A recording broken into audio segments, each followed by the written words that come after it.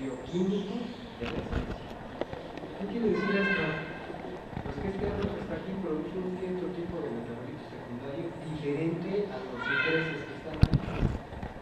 Entonces yo puedo hallar metabolitos secundarios y tratar de clasificar taxonómicamente a la especie. Es un problema para los taxónomos a veces dar la clasificación de ciertas especies vegetales, solo por marcadores externos del tipo de hoja, el tipo de corteza, cuántas estructuras florales tiene.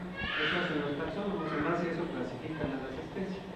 Pero ahora tienen la ayuda de que si alguien aísla los metabolitos secundarios y los compara de especie a especie, son diferentes. Cada planta produce metabolitos secundarios diferentes. Entonces aquí tienen algunos ejemplos de metabolitos secundarios, las fórmulas químicas. Todos aquellos compuestos que están ahí son fórmulas químicas, son anillos con grupos OH. A esos grupos OH con el anillo de benceno les llamamos fenoles. El fenol, como tal, es tóxico para todo ser vivo. Destruye la pared celular y la membrana de las células. Pero en las plantas no solo está el OH y el anillo bencénico, que es fenol, tiene otros grupos químicos. Y a todo ese complejo de la estructura le llamamos fenólicos. Se ha visto que cuando tiene aquí un doble enlace con oxígeno y un OH al lado de un anillo bencénico, este compuesto tiene actividad biológica, es medicinal. ¿Y por qué lo produjo la planta? Pues lo que quiere con esto, algunos de estos son tóxicos, muy tóxicos, y lo que quiere la planta es que el insecto que se la está comiendo lleve este compuesto que es tóxico y lo mata. Pero en bajas cantidades es medicina. Y ese es lo interesante. En este caso aquí, esta estructura gigantesca es taxón. El taxón tiene una historia interesante porque México tiene una gran cantidad de árboles de esa especie, Taxus, en la Sierra Gorda de Querétaro y en Tamaulipas y Nuevo León. Y produce taxol que ha sido probado por los Estados Unidos para el tratamiento de cáncer de mama. Nada más que tenemos que matar al árbol para extraer el taxol. Tenemos que quitarle la corteza, y al quitarle la corteza es como quitarle la piel a una persona. Y está sujeto a un montón de infecciones y ataca por otros parásitos. Entonces el árbol se muere y obtenemos cantidades mínimas de taxol. Bien, Estados Unidos ha muestreado esos dos centros de Taxus y detectó qué árboles producían la mayor cantidad de taxol y se los llevó. En México lo llevó.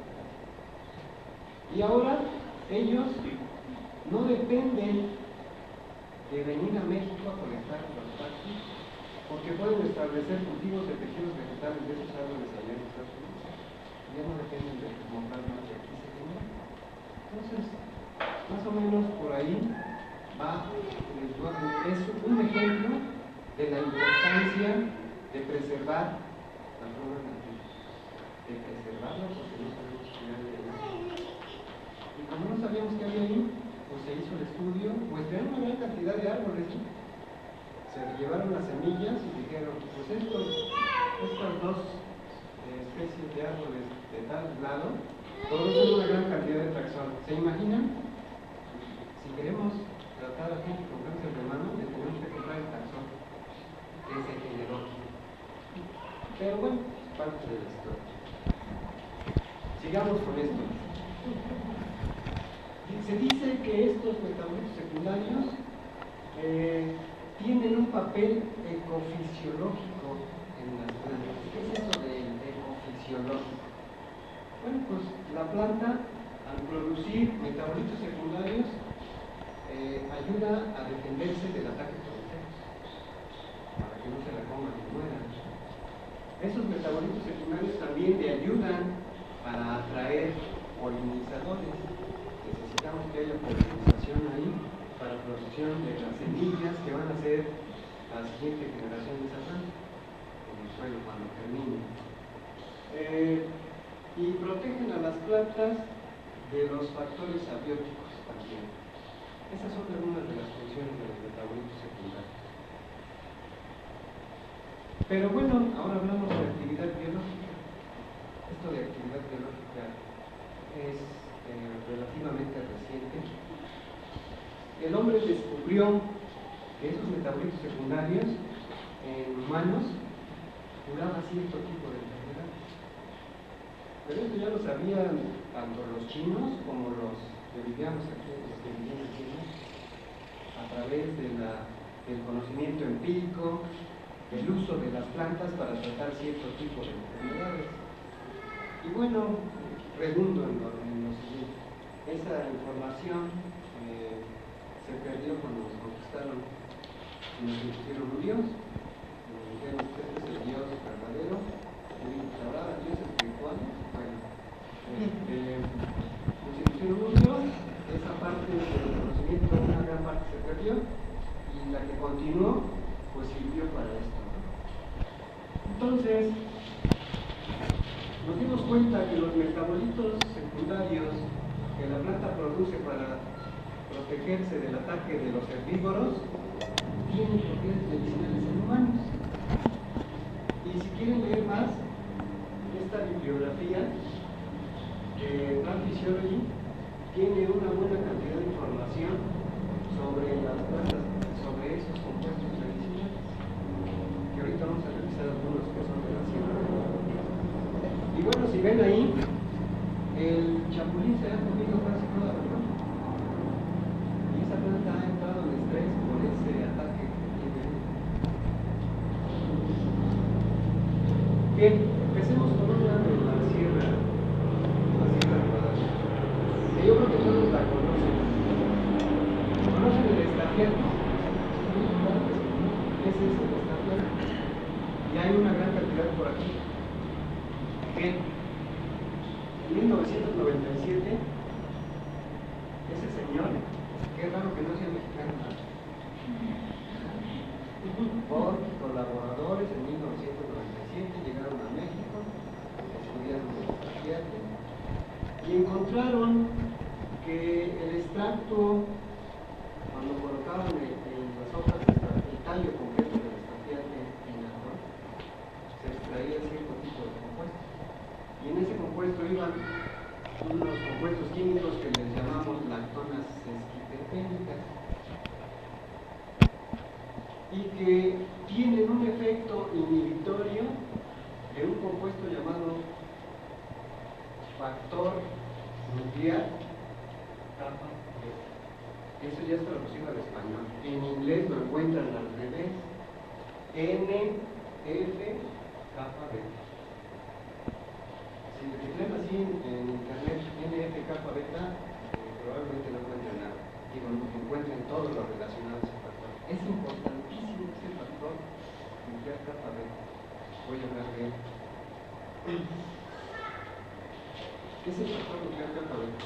Bien, todos nosotros tenemos una gran cantidad de células, millones diferentes. Cuando alguien se corta con algo, el organismo tiene que saber en dónde ocurrió la lesión. Y para saber en dónde ocurrió la lesión, en qué sitio está, hace uso de ese factor nuclear kappa beta. ¿Qué es el factor nuclear? Es una proteína que se encuentra inactiva en el citoplasma de la célula. Todas las células que tenemos tienen esa proteína inactiva. Pero cuando ocurre una lesión, un ataque, su marido les dio un golpe y se les inflamó esa parte de la piel, o al revés, la esposa le dio un sartenazo y se le inflamó la parte del cuerpo.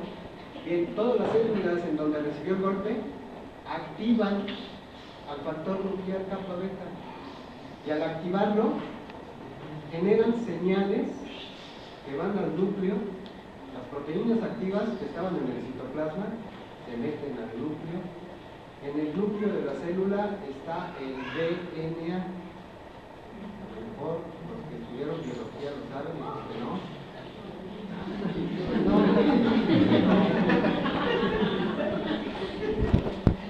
Pero el DNA, para que lo sepamos todos, el DNA tiene codificada toda la información de cómo es el individuo, de la estatura, del peso, del color de ojos, del color de piel, del tipo de pelo, un montón de cosas. Todo está codificado en esa molécula. Y esa molécula es la que gobierna el metabolismo secundario, el primario y lo que ustedes quieran.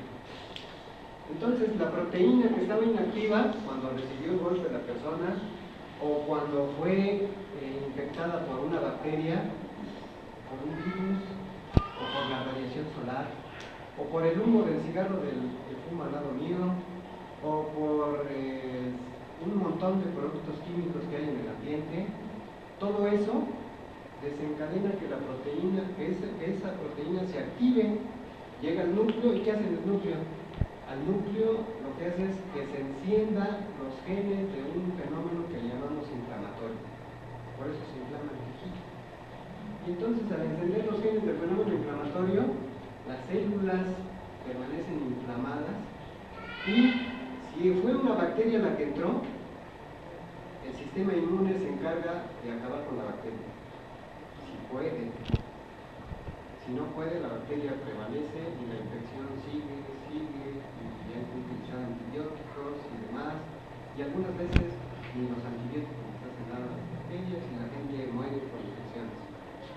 Si fue un virus como el de la inmunodeficiencia humana, pues ni Dios lo va a salvar.